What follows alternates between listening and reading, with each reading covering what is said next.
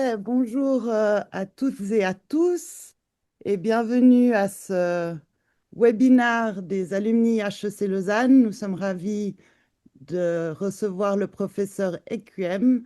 Avant que nous commencions, j'avais juste deux, trois petits points. Premier, c'est si vous pouviez vous mettre en mute, donc arrêtez votre écran pas votre écran, pardon, votre micro. Vous pouvez garder votre écran. Je vous conseille, si vous souhaitez manger votre sandwich, etc., n'hésitez pas, c'est l'heure de midi, c'est un peu l'idée, c'est de passer un moment ensemble à parler d'autres choses pendant son heure de pause. Donc, merci beaucoup d'être là.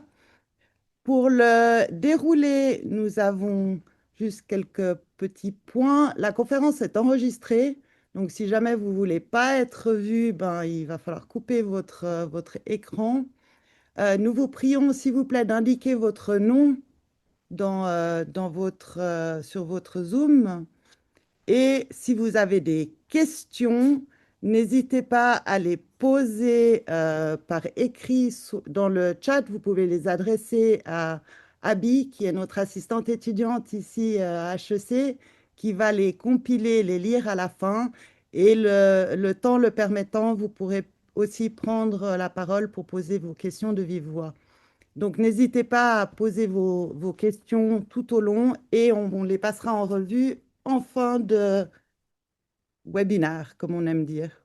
Donc, merci beaucoup. J'aimerais également rapidement remercier tous nos membres, et en particulier nos membres cotisants de l'Association des alumni, car c'est grâce à eux que nous pouvons organiser ce genre de rencontre, même si elle est en ligne. Donc, merci beaucoup, ainsi qu'à notre partenaire qui est la faculté des HEC et notre partenaire Maurice Lacroix. Voilà, donc sans plus attendre, passons aux choses sérieuses. J'ai le grand plaisir d'accueillir le professeur Eikem, qui est ici professeur à HEC Lausanne. Le professeur Eikem a surtout commencé son parcours en France, je crois autant en tant qu'étudiant que professeur.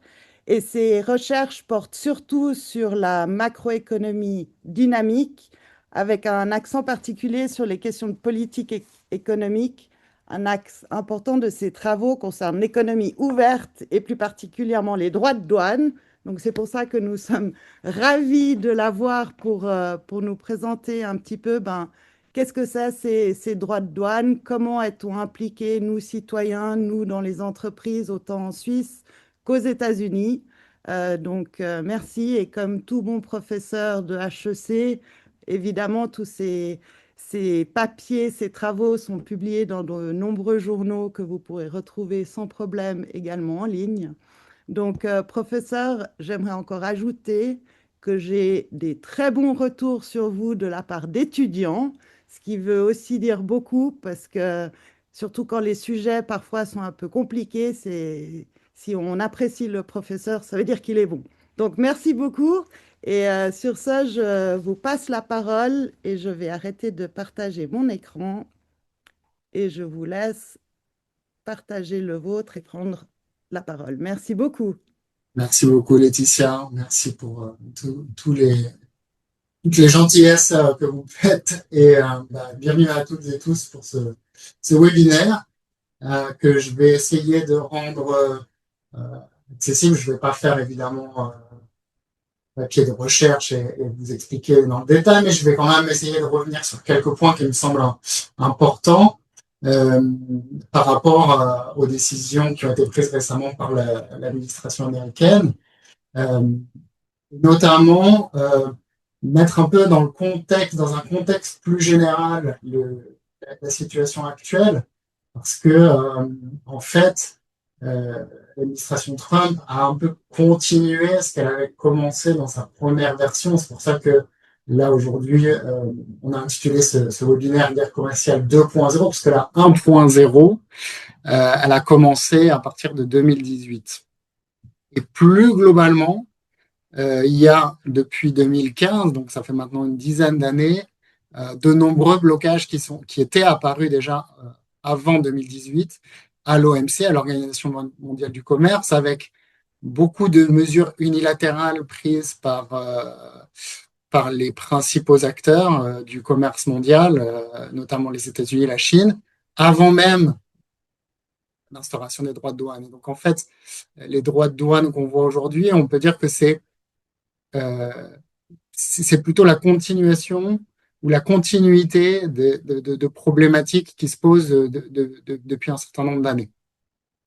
Il y a aussi une volonté, donc pendant tout le XXe siècle et puis jusqu'à 2008, en fait, une très forte montée des échanges et de l'importance des échanges commerciaux dans les économies développées et émergentes. Le monde est devenu beaucoup plus intégré. On en a beaucoup parlé au moment du Covid, si vous vous souvenez, en disant qu'on avait aussi des fragilités parce que on avait vu que les chaînes de valeur étaient fortement intégrées et que s'il y avait un problème à un endroit de la chaîne de valeur, tout pouvait se bloquer au niveau mondial. Et donc, cette montée des interdépendances, elle a généré des tensions. Et ces tensions ont commencé à être instrumentalisées aussi économiquement, parce que certains pays ont commencé à se dire qu'ils pourraient en tirer parti. Et donc voilà, donc on est dans ce mouvement-là, après avoir une expansion très forte du commerce international, de l'intégration réciproque entre les pays, entre les chaînes de valeur, c'est vraiment plus que les pays, c'est vraiment des industries qui sont intégrées au niveau international. Aujourd'hui, on paye un peu le prix de cette intégration sous forme d'instrumentalisation de ces chaînes de valeur parce que les pays qui ont pris une place très particulière ou très stratégique dans ces chaînes de valeur se retrouvent aujourd'hui en mesure d'exploiter ces positions stratégiques et ça peut générer des problèmes. Euh, et donc, ça date pas juste d'aujourd'hui, ça date vraiment, pour moi, depuis 2008, ça monte à bas bruit. Depuis 2015, on est vraiment monté dans les mesures directement observables à l'OMC et dans une coopération qui se délite entre les grands pays et une approche beaucoup plus stratégique. Alors, l'administration Trump avait commencé en 2018-2019 déjà à mettre en place un certain nombre de mesures. Et là, c'était vraiment la Chine qui était visée à ce moment-là. Et c'était notamment l'acier, l'aluminium, qui étaient, et ces filières-là qui étaient visées.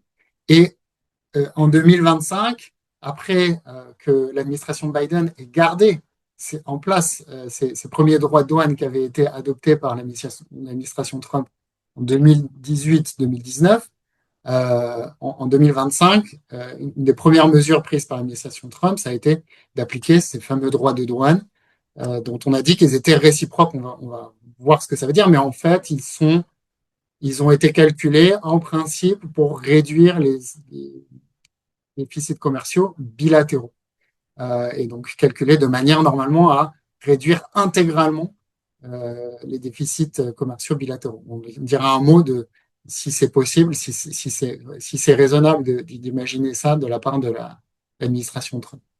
Donc, le contexte, c'est vraiment un contexte d'une montée en puissance plus que d'un changement radical. Donc, je pense que les acteurs aussi doivent sentir, notamment s'ils ont des activités exportatrices, ils doivent sentir quand même que ces tensions-là se développent, se multiplient, qu'il y a des conflits qui deviennent récurrents et donc ils ne doivent pas être complètement surpris de ça, même si l'ampleur de ce qui a été décidé peut surprendre. Ce qu'on peut retenir, en fait, c'est que les droits de douane redeviennent vraiment un instrument de politique macroéconomique majeur et que donc on doit essayer de comprendre un petit peu les tenants et les aboutissants de ces mesures. Alors, ça, c'est pour mettre un peu en perspective historique. On voit que il n'y a pas eu des droits de douane aussi élevés, notamment appliqués par les États-Unis, depuis au moins avant la Deuxième Guerre mondiale. Donc on voit que depuis l'après-guerre, vous voyez, on est dans une période avec des tarifs, des droits de douane qui sont très bas et déclinants. Et ça correspond à toute la phase d'augmentation des flux commerciaux au niveau international. Et donc en fait, on revient à des niveaux de protection qu'on n'avait pas vus quasiment depuis les années 30 et les fameux tarifs Smooth Folly. On voit aussi une deuxième chose qui me paraît importante, que pour l'administration Trump, plusieurs pays sont dans le viseur. Quand on regarde les tarifs américains appliqués aux exportations, on voit en moyenne 19,5% sur les exportations du reste du monde, mais on voit que la cible principale, c'est quand même la Chine. Donc on voit que les États-Unis, dans leur problématique commerciale, identifient plusieurs pays comme étant potentiellement responsables de déséquilibres commerciaux, mais la Chine principalement. Et donc on voit que, notamment, vous voyez ici, 57,6%, c'est les tarifs américains appliqués sur les exportations chinoises. C'est vraiment très, très important. Et c'est réciproque puisque les Chinois réagissent aussi. Donc, je dirais, il y a un peu deux guerres commerciales dans cette guerre commerciale 2.0. Il y a une guerre commerciale des États-Unis avec la Chine et il y a une deuxième guerre commerciale entre les États-Unis et le reste du monde. Et elles ne sont pas de la même intensité. Et peut-être qu'une partie de la guerre commerciale qui est menée envers d'autres pays, elle est là aussi pour masquer, entre guillemets, ou pour faire diversion par rapport à la guerre commerciale principale que l'administration Trump veut mener, qui est probablement quand même très fortement vers la Chine. Alors, ça ne veut pas dire que ça n'a pas de conséquences pour les autres pays, mais juste un petit point très rapide sur le contexte juridique. Pourquoi est-ce que les États-Unis, comment les États-Unis justifient juridiquement de déroger aux règles de l'OMC, puisque les États-Unis sont membres de l'OMC, donc normalement ils sont censés en respecter les règles. Ils se prévalent de deux aspects importants. L'aspect de sécurité nationale, qui leur permet de dire s'il y a une menace sur la sécurité nationale, alors dans ce cas-là, on peut être en mesure de déroger aux règles et aux engagements qu'on a pris vis-à-vis de l'OMC. Et puis la deuxième chose, c'est de réagir à des pratiques injustes ou discriminatoires. Donc, argument qui a été utilisé notamment contre la Chine entre 2018 et 2019. Là aussi, il y a une dimension d'appréciation qui va d'ailleurs être tranchée par les tribunaux américains à la Cour suprême dans les prochaines semaines. Peut-être pas favorablement par rapport à ces décisions, mais en tout cas, voilà le cadre juridique sur lequel s'appuie l'administration. Les objectifs majeurs qui sont affichés par l'administration, c'est premièrement la réduction des déficits bilatéraux. Et comme le déficit bilatéral le plus important des États-Unis est avec la Chine, ça rejoint mon premier point sur le fait que c'est la Chine surtout qui est fortement visée. Le deuxième aspect, c'est l'aspect réindustrialisation. Il y a des travaux en économie qui montrent assez largement que le commerce et notamment l'entrée de la Chine dans l'OMC ont pas causé mais participé à accélérer la désindustrialisation dans un grand nombre de pays et notamment aux États-Unis. Et donc ça, dans la géopolitique électorale américaine, c'est quelque chose d'important et peut-être que c'est aussi quelque chose d'important pour les différents pays qui se désindustrialisent et qui cherchent à se réindustrialiser. Peut-être que les droits de douane sont un moyen de protéger certaines industries. On en reparlera par rapport à ça. Et le troisième point, qui est peut-être pas négligeable aussi, c'est les recettes budgétaires. Parce que, comme vous savez, aux États-Unis, il y a déficit public très important et une dette qui est très importante et qui mène d'ailleurs parfois à des situations de blocage. Le fameux lockdown de ces dernières semaines qu'on a observé aux États-Unis, qui est lié à des procédures un peu automatiques d'extension des possibilités de faire déficit budgétaire aux États-Unis. Donc, il y a un déficit budgétaire chronique aux États-Unis, et donc peut-être que ces recettes fiscales pour l'administration Trump sont un moyen de retrouver aussi des marges de manœuvre budgétaires. Donc, on fera le point un peu sur l'efficacité potentielle de ces mesures sur ces trois objectifs. Donc en 2018-2019, très rapidement sur l'historique, hausse des droits de douane sur l'acier, sur l'aluminium, sur de nombreux produits chinois notamment, mesures de rétorsion chinoise. C'est une guerre commerciale qui est vraiment centrée, vraiment bilatérale entre les États-Unis et la Chine. Entre 2020 et 2024, on a un statu quo relatif avec des exemptions, des réorientations de flux commerciaux, pas de nouvelles mesures véritablement prises par l'administration Biden, mais des mesures qui ont été conservées. Et là, peut-être que ça nous donne une indication sur le fait que peut-être les mesures qu'on voit aujourd'hui seront conservées après l'administration Trump. Ça reste de l'ordre du possible quand on voit ce qui s'est passé avec l'administration Biden. 2025, on a un droit minimum de 10% sur l'ensemble des pays. Donc, le tarif de base, c'est 10%. Puis après, il y a des droits réciproques qui sont ajustés, qui peuvent aller jusqu'à 40 ou 50% sur certains pays, dont l'objectif est la réduction des déficits bilatéraux. Et on a des accords partiels, alors un accord avec l'Union européenne, un accord avec le Japon, la Corée, le Vietnam. Et en fait, ce qu'on voit, c'est qu'on converge progressivement vers un taux qui serait autour de 15%. D'ailleurs, c'est le taux qui a été négocié par la délégation suisse avec les États-Unis. Il y a un certain nombre de contreparties dont on discutera par rapport à cet accord, mais voilà à peu près le niveau vers lequel on semble s'orienter. Alors, pourquoi donc, je vous ai donné les objectifs affichés par l'administration Trump. Est-ce que ces objectifs correspondent aux justifications théoriques dont on dispose dans l'analyse économique pour ces tarifs? En partie et en partie pas. La littérature dit que, en fait, il y a deux grandes motivations ou justifications possibles pour appliquer les droits de douane, dont une rejoint un des trois objectifs que j'ai affichés. Les deux autres objectifs ne sont pas du tout justifiés dans la théorie économique. On en reparlera après quand on comparera. Et le premier, c'est l'argument de la manipulation des termes de l'échange. Qu'est-ce que ça veut dire? Quand on est un très gros pays, on a beaucoup d'influence sur la demande mondiale potentiellement, et on peut influencer à la fois la demande nationale pour les biens étrangers et la demande des pays étrangers pour nos biens à nous. Et quand on met des droits de douane, qu'est-ce qui se passe? On réoriente en fait la demande nationale vers nos propres produits, à supposer qu'on ait des substituts. Ça va faire augmenter le prix des biens domestiques, a priori.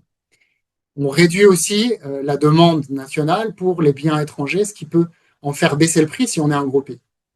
Et donc ça a pour conséquence d'améliorer le prix relatif de ces biens nationaux, c'est-à-dire ce qu'on appelle les termes de l'échange, c'est-à-dire les termes auxquels on échange avec ses partenaires. Donc, en manipulant les droits de douane, on augmente le prix des biens des biens qu'on vend et on diminue le prix des biens qu'on achète.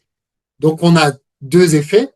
On a un premier effet qui est on redistribue du pouvoir d'achat aux consommateurs nationaux, potentiellement.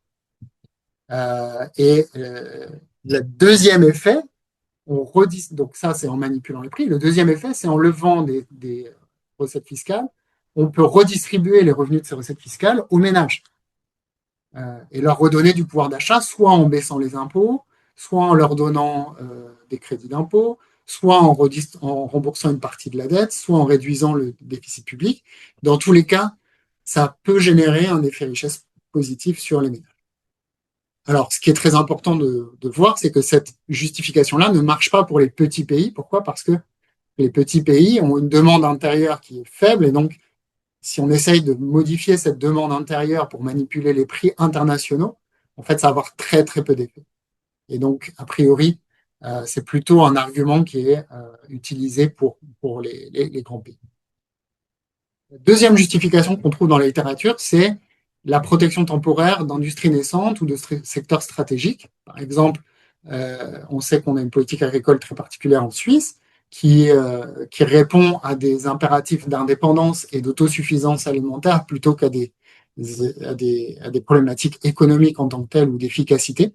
Et donc, on est prêt à avoir une agriculture qui est un petit peu moins productive, qui est éventuellement un petit peu moins compétitive, dans la mesure où ça nous permet d'avoir autre chose, une sécurité alimentaire, une indépendance. Et on peut réfléchir de la même manière, par exemple, sur des secteurs clés comme l'énergie. Parce que c'est des secteurs dans lesquels on est prêt éventuellement à payer un petit peu plus cher en l'échange d'avoir une autonomie et une indépendance.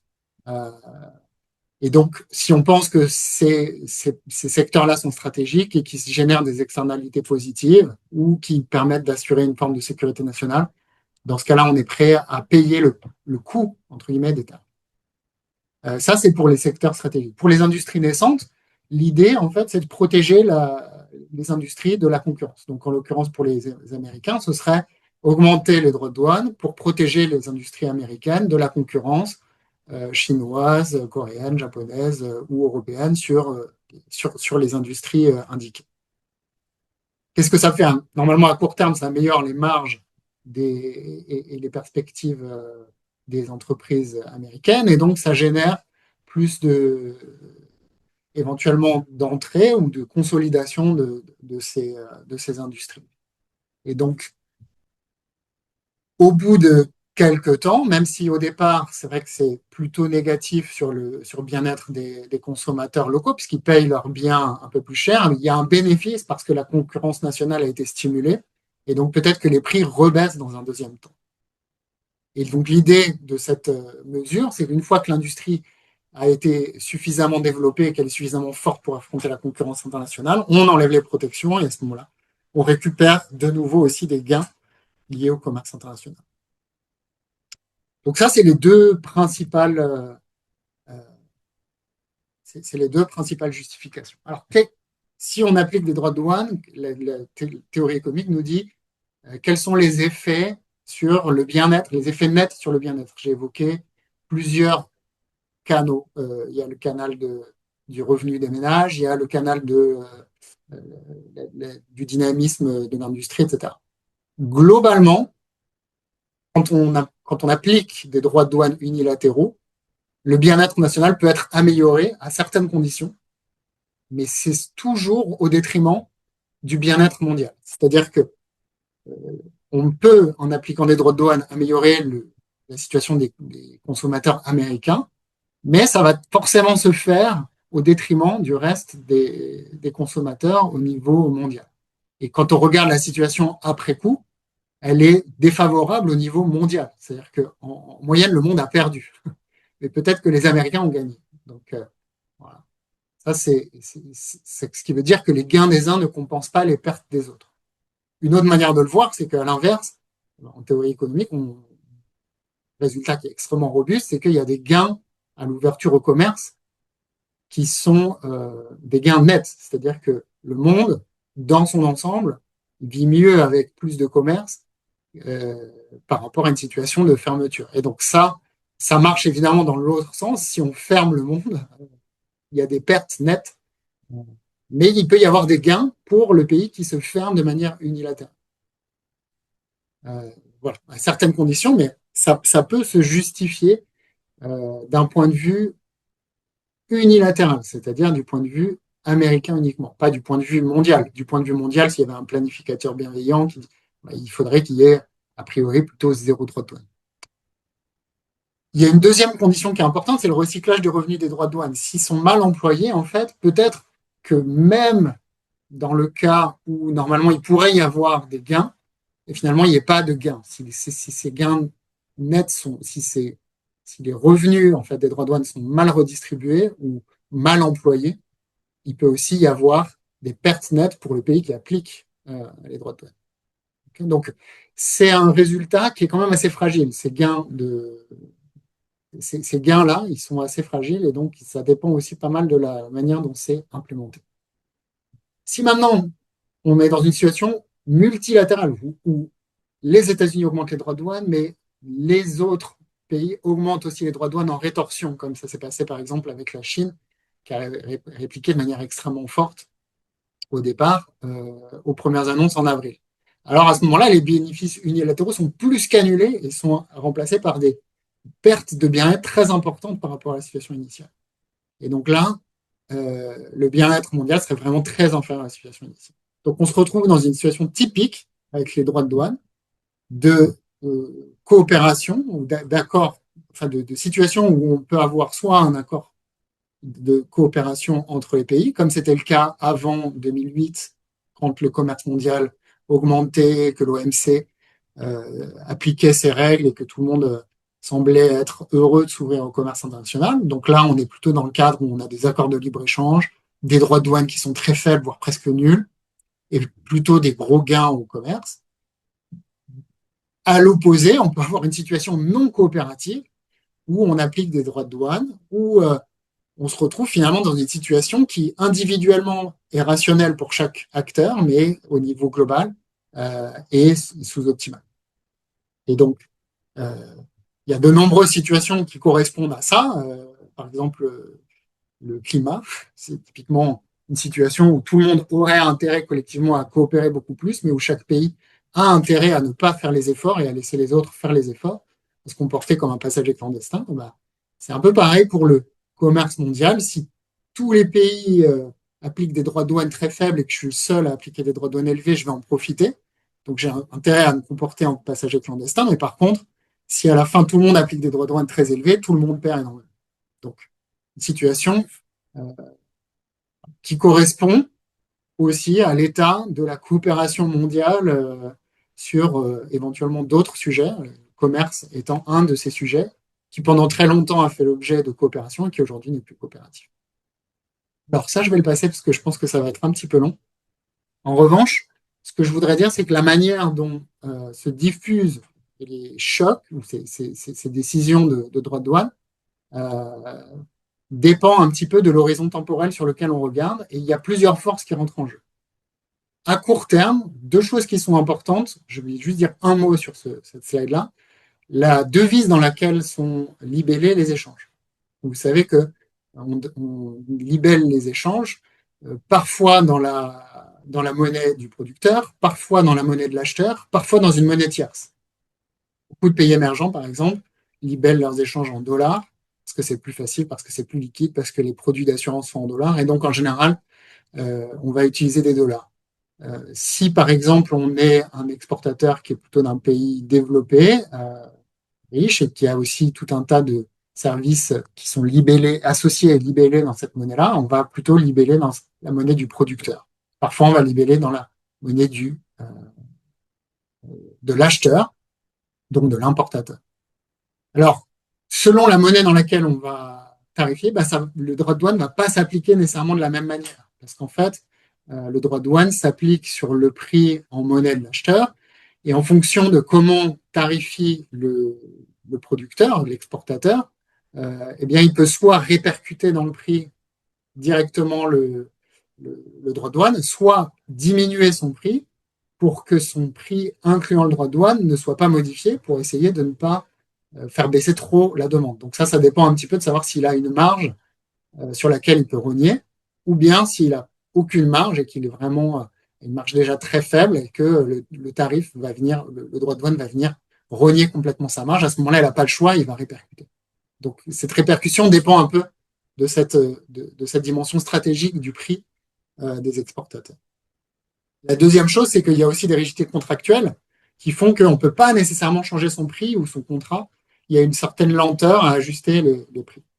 Donc, ce qu'on va observer, c'est un peu deux temps. Le court terme, en général, ce qu'on observe à court terme, c'est une assez faible élasticité de substitution. Qu'est-ce que ça veut dire? Quand le prix augmente beaucoup, je ne change pas trop ma quantité. Pourquoi? Justement parce que j'ai mes contrats qui sont signés, qui vont m'engager sur 3 mois, 6 mois, et donc c'est difficile pour moi de trouver un autre, soit un produit de substitution, soit un fournisseur de substitution. Et donc, à court terme, en fait, voilà, c'est plutôt ces facteurs-là qui vont dominer.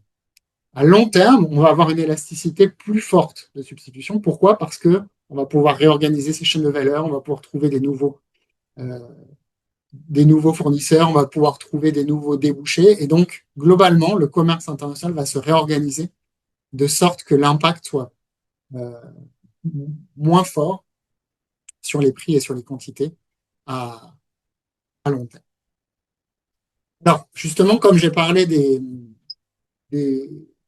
des fournisseurs je pense que c'est important de rappeler quelque chose de crucial dans le commerce mondial. Il y a une part extrêmement importante du commerce mondial qui est dédiée aux biens intermédiaires. Ce que c'est les biens intermédiaires? C'est les biens qui ne sont pas finis, qu'on va s'échanger pour les assembler quelque part et puis les réenvoyer ailleurs pour qu'ils soient de nouveau transformés.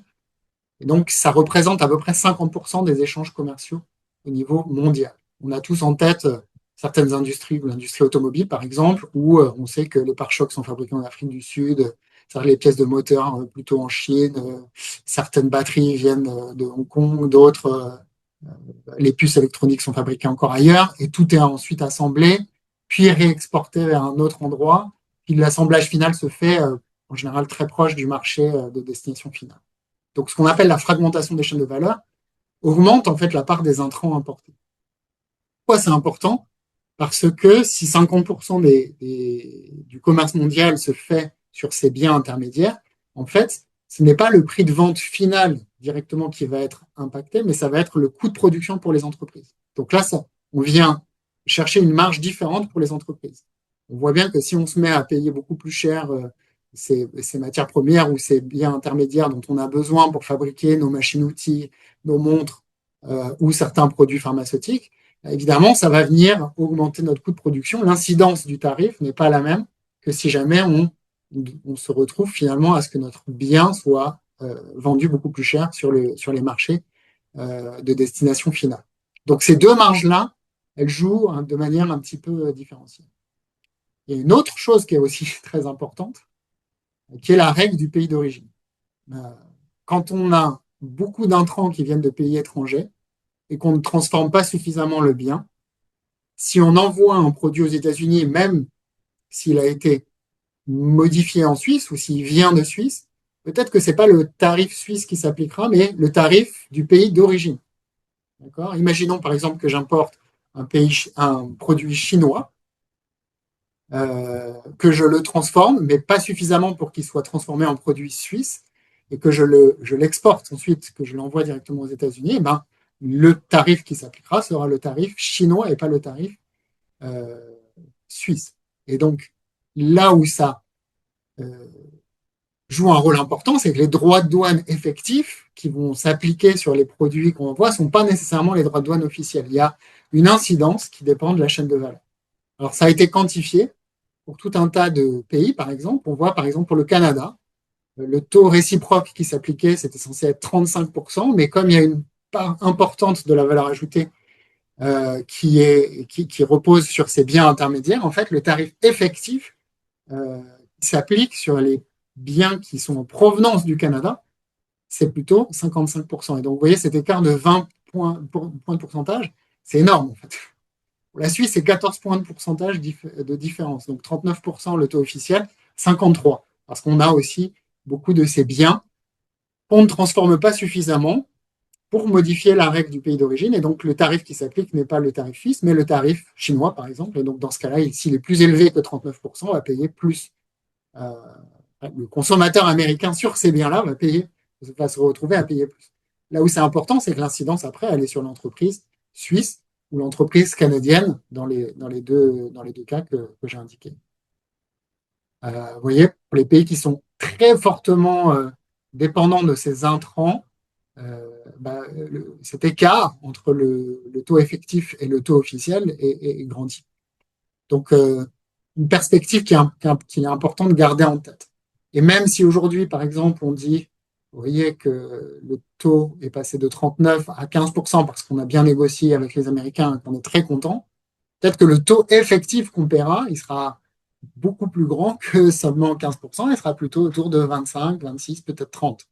Et donc là aussi, pour les entreprises suisses, mais pas que suisses, pour tous les autres pays, évidemment, c'est quelque chose dont il faut tenir compte.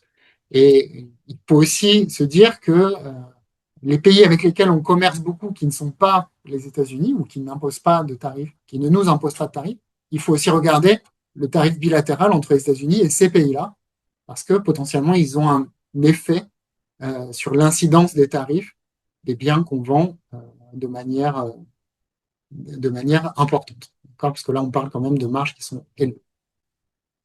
Alors, point important, est-ce que Donald Trump a raison de se dire qu'en appliquant des droits de douane, il va réussir à réduire le déficit commercial? Très probablement non. La plupart des économistes pensent que ce n'est pas le cas. Pourquoi? Parce que ce qu'on appelle le sol courant ou le déficit commercial global ici, qui est NX c'est pour net export en anglais, c'est plutôt, d'un point de vue macroéconomique, déterminé par l'écart entre l'épargne et l'investissement. Alors, ça, c'est l'épargne nationale, donc ça, c'est l'épargne privée, ça, c'est l'épargne publique, les taxes. Et ça, c'est l'investissement au sens large, c'est-à-dire l'investissement privé et les dépenses publiques. Donc, un déficit commercial global peut résulter de plusieurs facteurs. Un taux d'épargne faible, un déficit budgétaire élevé, une monnaie forte, une croissance domestique robuste qui attire des capitaux étrangers. Et tous ces facteurs-là que je liste sont des facteurs qui ont été identifiés comme cruciaux pour expliquer le déficit commercial américain. Et donc, si tous ces facteurs-là génèrent le déficit commercial américain et que les tarifs n'ont que très peu d'effet sur ces facteurs-là, ben, le déficit commercial américain ne bougera quasiment pas. Donc, si ces facteurs-là ne changent pas, le déficit commercial ne changera pas. Ce qui me paraît intéressant, c'est qu'en revanche, peut-être que la structure de ce déficit entre pays va changer, puisque un des objectifs de Trump, c'est de réduire les déficits bilatéraux. Donc peut-être que il faut regarder si les tarifs vont réduire ces déficits bilatéraux. Alors, par quoi sont déterminés ces déficits bilatéraux? Bah, essentiellement, la composition sectorielle des chaînes de valeur, les préférences des pays. Ce n'est pas forcément lié à des facteurs macroéconomiques. Et ce qu'on observe, et ce qui est assez logique, c'est que quand on va cibler un pays précis, par exemple la Chine, avec des droits de douane, ce qui va se passer, c'est qu'on va rediriger les flux commerciaux vers d'autres partenaires commerciaux, mais on ne va pas voir un changement de solde global. Donc, essayer de corriger un déficit bilatéral n'implique pas automatiquement du tout une réduction du déficit global. L'enjeu est macro, il n'est pas du tout sur les déficits bilatéraux. Et donc là, l'administration Trump se trompe énormément de vouloir réduire les déficits bilatéraux, puisque ça n'a aucun sens de vouloir faire cela. La seule chose qui pourrait avoir du sens, c'est d'essayer de rééquilibrer le commerce et donc de réduire le déficit commercial. Mais pour faire ça, il faut jouer sur les facteurs macro. Les droits de douane ne vont pas pouvoir jouer sur les facteurs macro de manière très importante. Donc par rapport aux objectifs, et donc là après je vais passer une partie un peu plus empirique, on voit que réduire les déficits bilatéraux, presque aucune chance. D'abord c'est un problème macro et pas tellement commercial. Réindustrialiser, c'est le deuxième objectif, peut-être. Il va falloir voir à moyen terme pour voir s'il y a des créations nettes d'entreprises, si l'emploi industriel diminue moins vite suite aux tarifs. Voilà. Après, il faut aussi tenir compte, comme je disais, de l'augmentation du coût des intrants importés. Et donc ça va être un choc négatif pour les entreprises américaines qui ne sont pas très, très contentes. D'ailleurs, qui sont allées voir Trump sur un certain nombre d'aspects, hein, notamment les puces électroniques, etc., en demandant des exemptions pour un certain nombre de produits parce que ça nuisait fortement au dynamisme économique des entreprises américaines. Et générer des recettes fiscales, certainement dans un premier temps. Après, comme les chaînes de valeur vont se réorganiser et les flux se réorganiser pour échapper aux droits de douane et pour optimiser, eh ben, peut-être que assez rapidement, cette source de nouvelles recettes fiscales va se tarir. Et dans tous les cas, ce sera insuffisant pour financer l'énorme déficit public américain. Dernier point, mais il y a un objectif qui est peut-être officieux, qui n'est peut-être pas admis de manière officielle, c'est de pouvoir gagner du pouvoir de négociation, soit pour des raisons commerciales, obtenir des concessions. Alors, je reprends l'exemple de la Suisse. L'administration Trump a négocié avec la pharma suisse qu'ils investissent pour à peu près 200 milliards dans les prochaines années en infrastructures, en équipements, etc., directement aux États-Unis. Et ils ont négocié ça pour éviter d'appliquer des droits de douane très élevés sur les produits pharmaceutiques. Et donc, ça, c'est quelque chose que les Américains ont gagné en menaçant avec des droits de douane très élevés. Ils ont réussi à augmenter des investissements directs à l'étranger.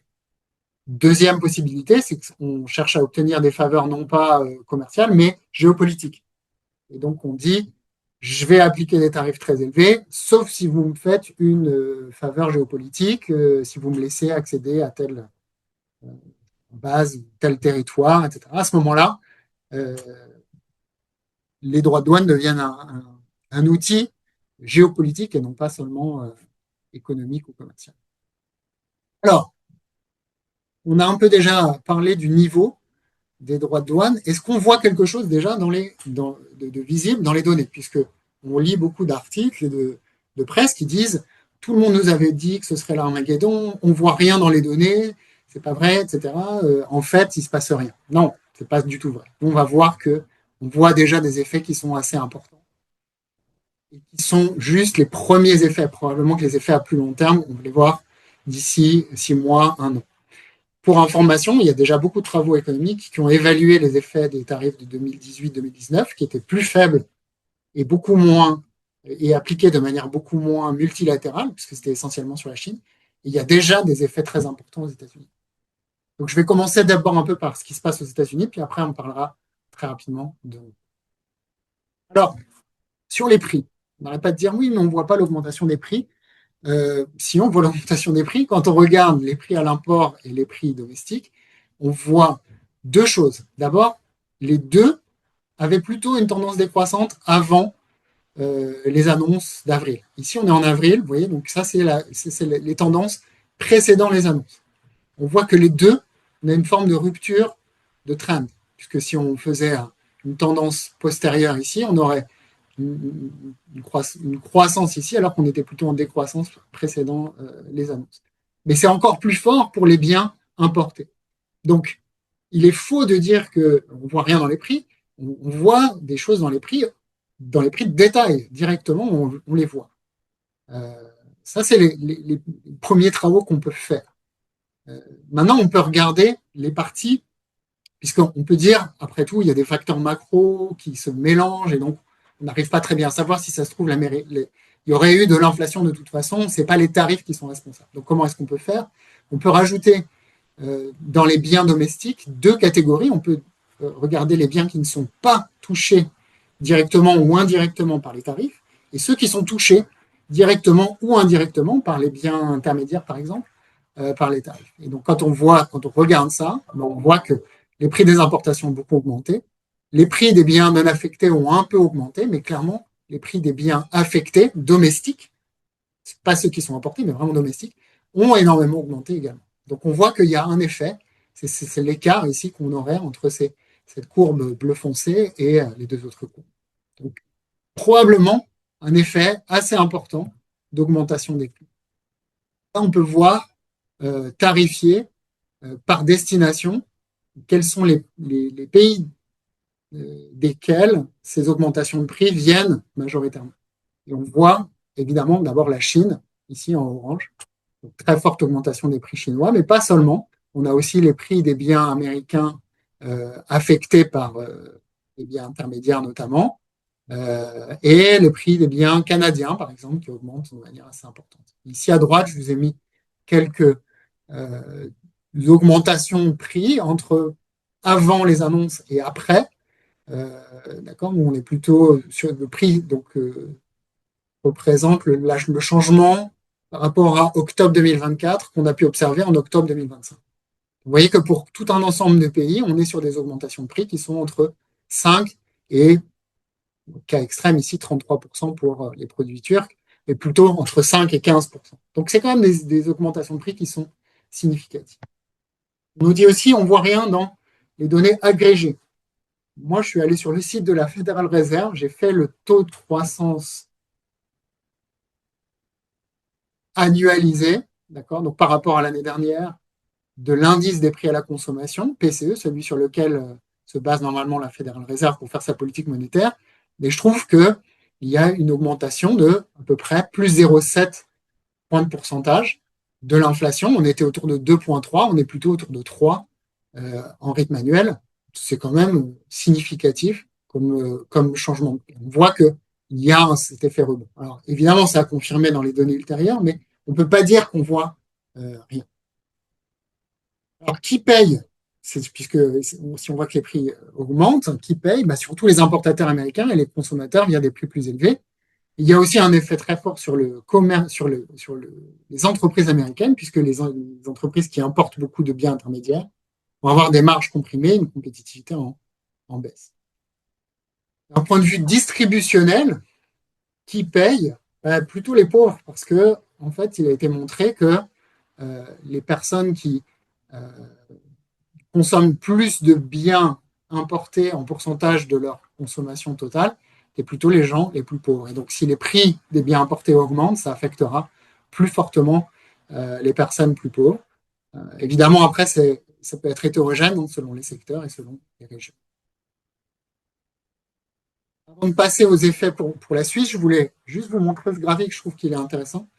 C'est l'évolution par rapport à l'année dernière des flux de commerce bilatéraux. Et vous voyez qu'en fait, si vous faites la somme d'à peu près tout ça, c'est très proche de zéro, dans le sens où c'est pas tellement les exportations qui ont reculé et les exportations qui ont reculé, c'est vraiment la composition géographique qui s'est modifiée. On voit que Canada-Chine, ça baisse, on voit que pour l'UE, ça augmente, Japon-Corée, ça baisse, le Mexique, ça augmente. Donc en fait, ce qui se passe, c'est que ces tarifs, comme ils ne s'appliquent pas de manière uniforme selon les pays, ils donnent lieu à des recompositions de flux de commerce, un peu comme ce que je disais précédemment par rapport au déficit commercial agrégé, c'est-à-dire qu'il reste relativement constant. Par contre, les déficits bilatéraux, eux, s'ajustent. Tant et si bien que l'effet essentiel des tarifs qu'on peut voir du point de vue des flux de commerce, c'est un effet de recomposition plutôt qu'un effet directement observable de niveau. Alors, on a aussi vu qu'il y a un risque, puisque si les prix augmentent, il y a un risque inflationniste, il y a une incertitude qui est élevée, il y a des effets qui sont possibles via les rétorsions de la Chine, de l'UE, etc. Et donc, évidemment, ça peut avoir un effet sur l'investissement si on a un environnement qui est très incertain, qui est très mouvant. On discutait avec Laetitia au tout début de ce webinaire, on disait c'est difficile de savoir ce qui va se passer. Ben oui, c'est très difficile. Et comme c'est très difficile de prédire ce qui va se passer, ben, ça crée un environnement qui est incertain, qui n'est pas propice aux investissements de long terme. Donc ça peut aggraver quelque part, générer une forme de récession induite par cette incertitude. Deuxièmement, si les prix augmentent, il y a une réaction monétaire qui est envisageable. Alors pour l'instant, la Fédérale Réserve n'a pas augmenté ses taux, mais peut-être qu'elle le fera dans les prochaines semaines. À long terme, ce qu'on va avoir, très certainement aux États-Unis, c'est des prix plus élevés, des quantités plus faibles et probablement un PIB qui sera affaibli. Dernier point qui peut-être viendra dans les questions, nos modèles prédisent plutôt normalement que le dollar aurait dû s'apprécier suite au choc de tarifs et il s'est déprécié. Pourquoi? On pense que c'est lié à un effet de confiance internationale qui s'érode par rapport au dollar. Si les États-Unis refusent d'assumer leur rôle de pivot du système commercial mondial, peut-être que ça veut dire aussi qu'ils vont refuser d'assumer leur rôle de pivot dans le système financier international et que donc peut-être il faut mieux diversifier ses investissements, investir un petit peu plus en Europe, au Japon, en Corée, plutôt qu'aux États-Unis. Et donc ça a généré une sortie de capitaux qu'on a observé et donc une dépréciation du dollar qui reflète cela. C'est plutôt sur le signal envoyé par la politique commerciale que sur les effets de la politique commerciale en tant que telle que ça se passe. Je ne sais pas trop comment je me débrouille au niveau du temps. Pas terrible. Peut-être je prends beaucoup de temps. Je veux dire quelques mots sur la Suisse. Donc on a vu que au départ, l'annonce qui avait été faite, c'était 39% de tarifs douaniers. Puis là, on a négocié avec toutes les périodes d'exemption. Finalement, peu de produits ont été véritablement taxés à 39%. On sera plutôt autour de 15%. Alors pourquoi c'est un enjeu très important pour la Suisse? Parce que la Suisse est un pays qui est fortement exposé au commerce avec les États-Unis. D'abord, d'un point de vue sectoriel. Il faut savoir que 50 à 52% des exportations totales en 2024 étaient liées au secteur pharma. La pharmacie, c'est un secteur qui est majoritaire de manière écrasante dans les exportations suisses. Et donc, tout ce qui va affecter ce secteur-là va affecter fortement la structure de production, notamment en région de Bâle. On sait très bien que c'est particulièrement sensible. Et donc, il y a une exposition qui est forte. Les États-Unis pour la Suisse, c'est à peu près 20% des exportations. Et quand on couple les deux, on se rend compte que les exportations des pharma aux US, c'est à peu près 15 à 16% des exportations suisses. Donc c'est vraiment une très forte exposition. Et donc on comprend évidemment les efforts qui ont été consentis par ces industries pour essayer d'échapper aux droits de douane, des efforts à hauteur quand même de 200 milliards pour construire des usines, pour construire des sites de production directement aux États-Unis. Donc ça a été quand même un mouvement très fort et très anxiogène pour beaucoup personnes impliquées dans ces secteurs-là. Mais évidemment, ce n'est pas les seuls secteurs, hein. Il y a d'autres secteurs, comme les machines-outils, euh, comme le secteur horloger, comme le secteur financier, qui sont potentiellement fortement affectés par cette incertitude. Donc, il faut essayer de rester modéré parce que, voilà, je voulais aussi vous montrer ce graphique, je trouve que c'est un graphique qui est intéressant. Euh, ce sont les annonces et en noir, en bleu ici, et en noir ici, vous avez les douanes effectifs.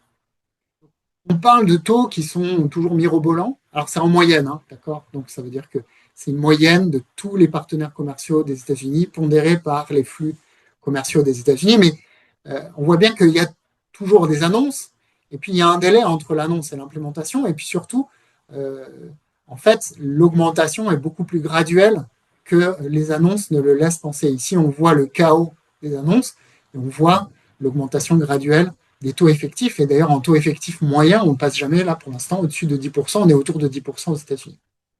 Donc, c'est un peu ce qui s'est passé dans le cas de la Suisse. On a eu cette annonce de attention, on va mettre 100% sur la pharma. Puis en fait, finalement, il y a un accord qui a été négocié. Puis ensuite, on a dit ça sera 39%. Puis on est allé négocier un accord qui fait qu'on sera plutôt autour de 15%. Et donc, on voit qu'il y a l'annonce et il y a l'effectif qui ne sont pas toujours de manière très, très forte. Et c'est aussi compliqué pour nous, économistes, parce que ça brouille partiellement les effets visibles. Parce que quand on se dit, essayons de faire des simulations, ah ouais, mais on prend quel taux? Ah oui, mais alors c'est le taux annoncé ou ça va être le taux effectif, mais on ne sait pas quel sera le taux effectif puisque ça va dépendre des négociations. Et donc nous-mêmes, on est dans une situation d'incertitude. Ce qui est compliqué, c'est que ça génère de l'incertitude. Et donc effectivement, on peut s'attendre à ce que l'incertitude elle-même ait des effets importants, des effets d'attente, des effets de report, voire même des effets de stockage, comme on avait dit précédemment, qui brouillent les effets visibles. Donc, parfois, il faut un petit peu de recul pour voir les choses.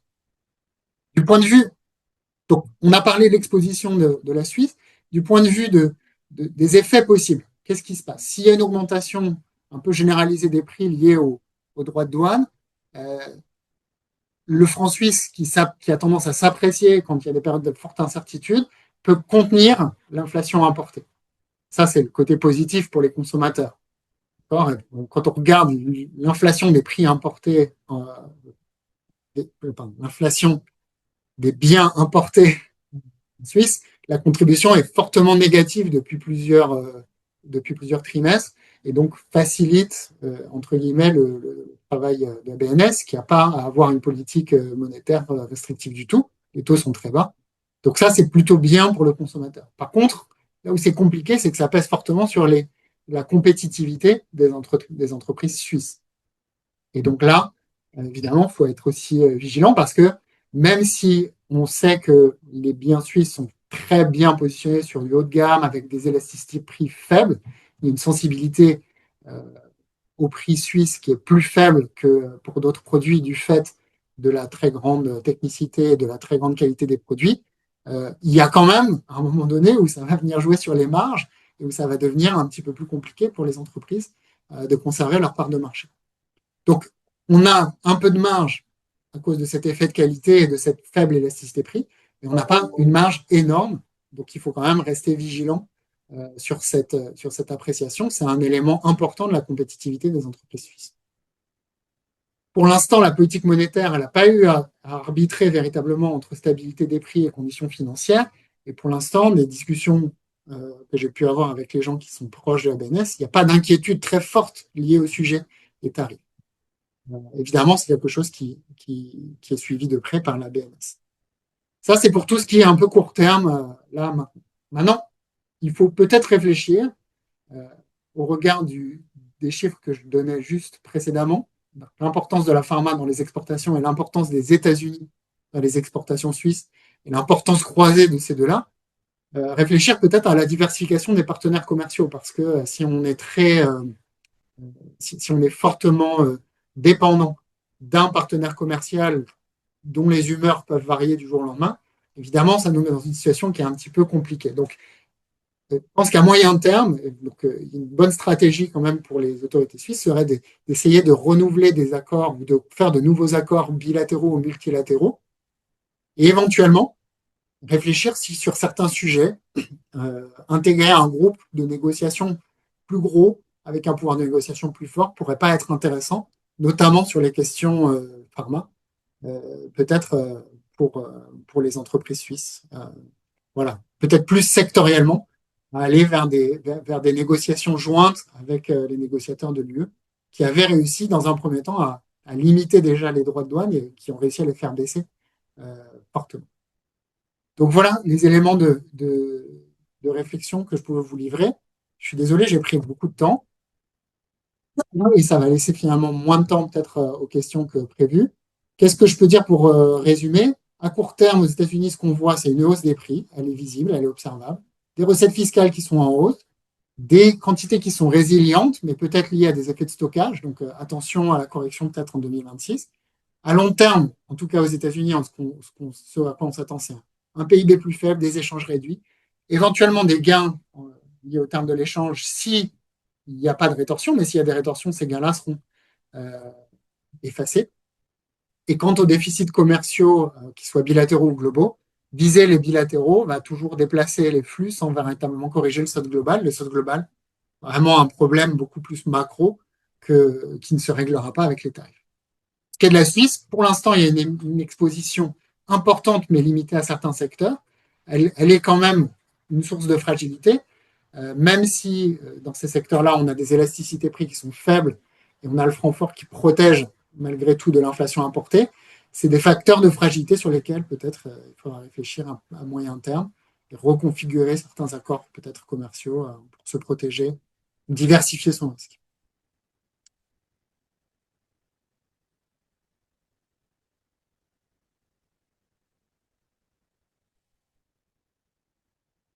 Donc, je ne sais pas si vous avez des questions.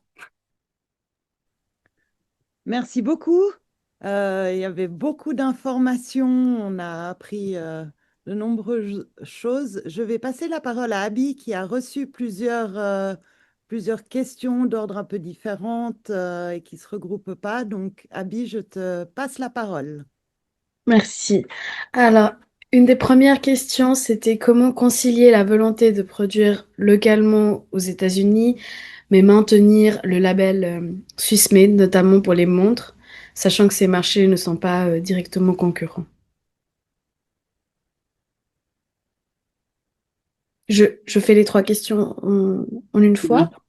Oui, oui, très bien. D'accord. Puis la deuxième question, c'était sur la hausse des taux d'intérêt. Est-ce qu'elle est efficace face à une inflation importée, comme celle qui serait observée après la guerre en Ukraine, ou cela pourrait-il être une erreur de politique monétaire? Ainsi, la dernière question, quel serait l'impact des droits de douane sur l'emploi en Suisse, en particulier pour les jeunes diplômés? Voilà, merci. Merci. Alors,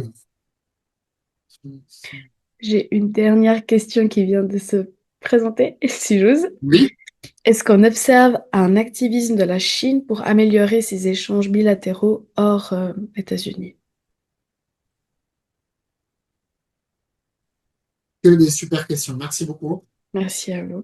Merci pour votre attention. Ça prouve que vous avez vraiment bien écouté et que le sujet vous intéresse beaucoup. Alors, peut-être la première question. Produire localement aux États-Unis, mais conserver le Swiss Made. Euh, donc, il y a toujours du branding. Hein. C'est-à-dire que même si on produit aux États-Unis, on est le laboratoire Roche, il y aura toujours marqué Roche sur le packaging et normalement, on saura toujours que c'est Roche. Donc, il y a évidemment il y a un savoir-faire qui est utilisé pour produire de manière spécifique. La localisation de la production, c'est les États-Unis. La localisation des usines et puis des emplois, c'est les États-Unis. Mais ça reste une marque suisse. Donc, je pense que de ce point de vue-là, c'est pas tout à fait incompatible. De la même manière qu'on produit des voitures Toyota en Europe sans qu'on se dise que c'est fabriqué par des Européens. Non, on sait très bien que ça reste des voitures Toyota avec les standards de qualité qui sont associés à ça. Et donc, je pense que le risque d'appauvrir le Swiss Made en le produisant localement n'est pas le principal risque. Je pense qu'au contraire, ce serait plus risqué pour les entreprises suisses de ne pas se conformer aux demandes et de perdre accès à ce marché américain, qui est quand même un des plus dynamiques pour ce qui est de la pharmaceutique. Mais on ne parle pas que des médicaments, on parle aussi de la recherche, des développements, des nouveaux traitements. Si les entreprises suisses sont plus présentes sur ces marchés-là, ça risque de poser, à mon avis, plus de problèmes. Donc, je pense que c'est complètement compatible. Après, c'est vrai que les investissements qui sont demandés sont conséquents. Donc, je pense que si les industriels ont répondu présent et à hauteur de 200 milliards, c'est qu'ils estiment que leurs pertes sont largement supérieures s'ils ne le faisaient pas. Euh, voilà, c'est peut-être ce que je peux répondre. Mais après, ça reste spéculatif. Je n'ai jamais vraiment trop discuté avec des dirigeants de pharma suisses de ce secteur. D'ailleurs, je ne sais pas si quelqu'un travaille dans ce secteur et veut témoigner, mais ça peut être intéressant. Deuxième question, la hausse des taux, est-ce que c'est efficace si l'inflation est importée? Ça, c'est une bonne question, et c'est un peu une question théorique. Pourquoi? Parce que l'inflation importée, évidemment, elle touche les consommateurs via les biens qu'on importe, mais elle touche beaucoup, et de manière croissante, comme j'ai dit, les producteurs, puisqu'en fait, beaucoup des échanges commerciaux qu'on réalise sont des échanges de biens intermédiaires. Donc, si les biens intermédiaires augmentent, importés augmentent, le coût de production local augmente, et donc là, on a un effet potentiellement sur l'inflation importée par le canal des coûts de production. Donc on voit que il y a une partie importante de l'inflation importée qui transite par les entreprises qui produisent nationalement. Et ça peut être vrai, bien sûr, même si les biens ensuite sont juste consommés localement ou nationalement. Donc je pense que l'augmentation de la fragmentation des chaînes de valeur ou l'augmentation des volumes euh, sur ces biens intermédiaires justifie le fait qu'on s'intéresse quand même de près à l'inflation des biens importés. Ceci dit, comme la contribution des biens importés à l'inflation est beaucoup plus négative que positive ces derniers mois, notamment à cause de la précision du franc, on voit que ce n'est pas un sujet d'inquiétude important pour l'instant pour la BNS. Mais ça pourrait le devenir en cas de dynamique inversée ou opposée pour le franc suisse. Quel impact des droits de douane en Suisse, et notamment pour les diplômés sur le marché du travail? Ben, je pense que c'est un impact qui est assez important, mais qui ne transite pas directement par l'incidence des tarifs, mais plutôt par l'incertitude qui règne et le fait que les entreprises ont du mal à se projeter et donc là aujourd'hui sont un peu dans une situation d'attente. Donc, à mon avis, il y a beaucoup de recrutements qui sont un peu bloqués ou gelés le temps qu'on comprenne un peu mieux la situation à laquelle on va faire face dans les 4-5 prochaines années. Et à mon avis, ça bloque un petit peu des décisions. Mais ça, c'est pareil, il faudrait discuter avec des gens qui sont habituellement dans un processus de recrutement et qui nous disent un petit peu l'état d'esprit dans lequel ils sont en ce moment. Et je pense que cet aspect-là doit être relativement important. Pas tant l'incidence des tarifs en elles-mêmes, des droits de douane en elles-mêmes, mais plutôt l'incertitude liée à ça, notamment dans les secteurs exposés, mais qui sont des secteurs qui sont très dynamiques. Je redis la pharma, machine-outils, l'horlogerie de précision, etc. Tout ça, c'est vraiment des secteurs, je pense, qui peuvent être plus sensibles que d'autres par rapport à ça. Et puis, dernière question, est-ce qu'on observe un activisme de la Chine? Alors ça, déjà, c'est très difficile à savoir, parce que est-ce qu'on observe vraiment la Chine? On observe ce qu'ils veulent bien nous donner en termes de statistiques publiques. Vous savez qu'on n'a pas forcément toujours accès aux vraies statistiques de la Chine, on a accès aux statistiques officielles. Donc, c'est difficile de le savoir. Il y a des travaux qui essayent d'inférer notamment la présence de subventions à l'exportation de la part de la Chine et qui montrent qu'effectivement, ça pourrait avoir une incidence assez importante. Et donc, on suspecte qu'effectivement, la Chine répond d'abord en augmentant les droits de douane sur les produits américains pour imposer un rapport de force de négociation. Et ensuite peut subventionner les biens à l'exportation, y compris vis-à-vis d'autres partenaires commerciaux, pour essayer de rattraper, entre guillemets, le chiffre d'affaires perdu avec les États-Unis sur des pays européens ou sur la Corée, le Japon ou l'Australie, Nouvelle-Zélande, d'autres pays qui... Voilà. Donc, effectivement, on le suspecte, mais on ne peut pas le savoir de manière sûre et certaine. Mais effectivement, c'est possible. Merci beaucoup. On a dépassé le temps. Professeur Ekiam, est-ce que vous avez encore quelques minutes à nous consacrer? On a encore une question qui est arrivée qui est intéressante pour ceux qui doivent repartir pour d'autres meetings. C'était gentil d'être là. Est-ce que vous avez encore le temps pour une Oui, question? oui, j'ai encore 5 minutes, pas de problème. Parfait. Alors, Abby, c'est à toi. Alors, dans quelle mesure votre approche correspond-elle à la théorie économique classique et quels aspects sont plus contemporains? Quel rôle l'intelligence artificielle pourrait-elle jouer dans le développement des échanges commerciaux mondiaux et dans la gestion des tarifs dans les prochaines années? Et cette personne vous remercie aussi pour votre excellente présentation qui était claire et instructive. Merci beaucoup. Euh, c'est un peu une question d'histoire de la pensée économique, mais les tout premiers travaux qui portaient sur les droits de douane, alors, les tout premiers travaux qui portaient sur le commerce international pensaient que le commerce international, c'était à somme nulle. Donc, ça voulait dire, je prends des parts de marché, je te fais perdre des parts de marché, donc forcément, si je gagne, tu paies. Après, le commerce international s'est plutôt développé autour des théories ricardiennes, de la spécialisation, etc., dans lesquelles, en fait, tout le monde gagne au commerce international parce que chacun se spécialise dans ce qu'il sait relativement le mieux faire. Et donc, à la fin, le prix des biens diminue parce que la productivité mondiale, en fait, augmente grâce au commerce. Donc au départ, voilà, c'est ça, c'est un peu ça. Mais il y a eu aussi l'argument de la protection des industries naissantes. Cet argument-là, il était plutôt à la fin du 19e siècle, donc c'est vraiment très très ancien comme argument. Puis après, ces questions-là de protection ont été un peu réinterrogées dans les années 50-60. Donc là, ce que je vous ai présenté sur l'amélioration des termes de l'échange, c'est vraiment un argument classique qui a été revisité dans les années 50, un peu oublié jusqu'à la fin des années 2000, et puis là, aujourd'hui, un peu redécouvert ou remis en avant. C'est vraiment des éléments plutôt classiques qui sont présentés.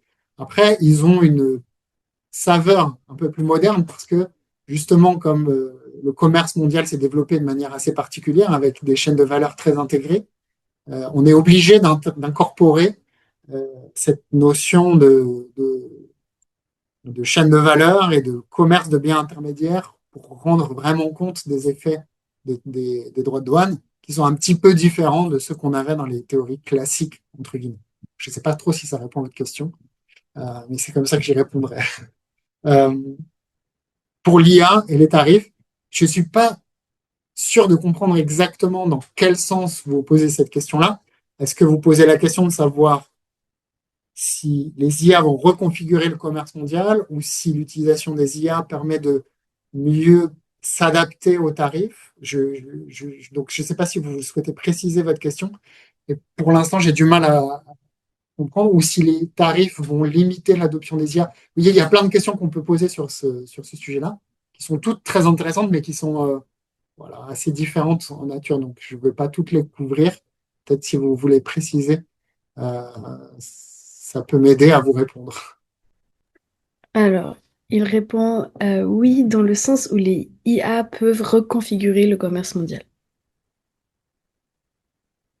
Alors, oui, certainement que les IA peuvent peuvent- vont très certainement reconfigurer le commerce mondial, comme chaque nouvelle technologie, comme l'adoption des robots, comme chaque nouvelle vague d'innovation technologique peut reconfigurer profondément les chaînes de valeur et reconfigurer le commerce mondial. Ce qui est difficile, c'est qu'on ne sait pas très bien dans quelle mesure et dans quelle direction en fait ça va être reconfiguré. Peut-être que ça va participer à une refermeture du monde ou au contraire à une réouverture. Voilà, c'est très difficile de prédire parce qu'on ne comprend pas bien encore l'incidence des IA sur les processus de production. On n'est pas sûr, on pense qu'il y a des gains de productivité, mais on ne sait pas si ça va venir compléter le travail ou si ça va venir au contraire remplacer le travail. Et selon ce que ça fait, et notamment sur le travail qualifié, peu qualifié, et sur quel type de tâches sont affectées, évidemment, ça ne recomposera pas le commerce international de la même façon, puisque les différents pays qui participent au commerce international n'ont pas la même structure de, de compétences sur le marché du travail, se situent pas sur les mêmes gammes. Voilà, et donc, tant qu'on n'arrive pas trop à savoir ça, c'est difficile de comprendre l'incidence que ça va avoir. Mais en tout cas, il faut que vous sachiez que c'est quelque chose sur lequel les économistes réfléchissent beaucoup. Et ils réfléchissent aussi à l'influence des tarifs, et ça me permet juste de boucler, sur l'adoption technologique, sur éventuellement le contenu en tâches, ce qu'on appelle le contenu en tâches, et tâches routinières, non routinières, ou sur le contenu en skill, donc high skill, low skill, du commerce international, en fonction des droits de douane. Ben voilà, ça peut aussi être affecté fortement par ça. Donc, c'est des questions qui sont importantes, mais sur lesquelles on n'a pas encore beaucoup de visibilité. On va attendre encore un petit peu, essayer d'avoir un petit peu plus d'évidence empirique, et je suis sûr qu'on sera en mesure de répondre à ces questions dans quelques mois ou dans quelques années. Donc, vous revenez dans une année pour parler de ce sujet-là en particulier. Alors, bah, peut-être, il faudrait aussi que je le creuse un petit peu plus, parce que pour l'instant, j'ai pas. Voilà, mais j'ai des connaissances qui sont parcellaires sur ce lien entre IA et commerce. Et je pense que ça fait partie des choses sur lesquelles les économistes vont travailler dans les prochaines années, certainement. Parfait. Ben, en tout cas, merci beaucoup. Pour Ben, terminer, merci à vous. je vais quand même oser la question. Le 15%, c'est pour combien de temps? 15%, c'est pour longtemps. Pour longtemps. Parce que je pense que c'était l'objectif de l'administration américaine, d'amener les pays, en les menaçant de 50-60%, à accepter l'idée de 10-15.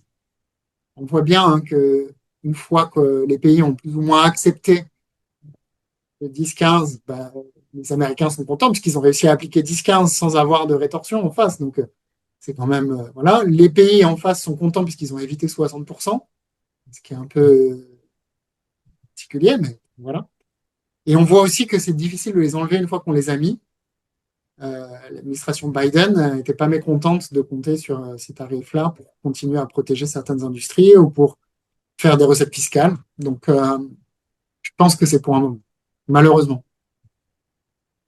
En tout cas, merci beaucoup. Merci, professeur. Je remercie Merci. tous les participants et à une prochaine pour un prochain épisode autour de, j'espère, pas de changement de droit de douane, mais en effet, il y a beaucoup d'autres sujets autour de l'économie. Donc, merci beaucoup pour votre temps à tous et professeurs en particulier.